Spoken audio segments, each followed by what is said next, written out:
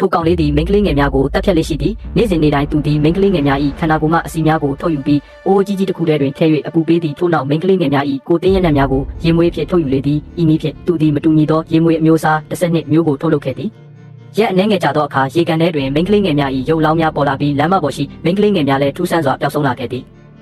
ထို့ကြောင့်ဘရင်ကြီးကလူတိုင်းကိုအိမ်ထဲတွင်သာပိတ်ထားရန်နှင့်အပြင်မထွက်ရန်အမိန့်ထုတ်ခဲ့တော်လဲထိရောက်မှုမရှိခဲ့ပေအသက်အန္တရာယ်မှကင်းဝေးစေရန်အတွက်ဘရင်ကြီးသည်သူ၏သမီးတော်မင်းသမီးလေးကိုအဝေးသို့ပို့ဆောင်ရန်ဆုံးဖြတ်ခဲ့သည်သို့သောထိုကောင်လေးတွင်ထူးဆန်းသောစွမ်းအားတစ်ခုရှိသည်သူသည်မိုင်ပေါင်းထောင်ချီဝေးကွာနေတော်လဲလူတိုင်း၏ကိုတင်းရနံ့ကိုနမ်းရှုပ်သိနိုင်သည်သူသည်မင်းသမီးလေး၏ရနံ့ကိုရရှိခဲ့သည်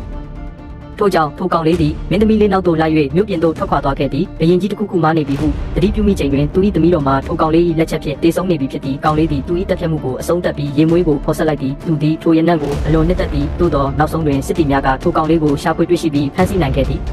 စုံစမ်းစစ်ဆေးနေစဉ်အတွင်းခွေးများကကောင်လေး၏အိမ်ထဲသို့ဝင်သွားသည့်အခါမြေကြီးထဲတွင်မြုပ်နှံထားသောမိန်းကလေးငယ်များ၏အဝတ်စား20ခန့်ကိုတွေ့ရှိခဲ့ကြသည်ဘရင်ကြီးကထိုကောင်လေးကိုဈေးအလဲတွင်ခေါင်းဖြတ်တက်ရန်အမိန့်ပေးပြီးလူတိုင်းကိုရှေ့တွင်ရက်ကြည့်ခိုင်းသည်ထိုအချိန်တွင်ကောင်လေးသည်မင်းသမီးလေး၏ရနံ့ဖြင့်ဖော်ဆက်ထားသောရေမွေးကိုတိတ်တဆိတ်ထုတ်ယူလိုက်လေသည်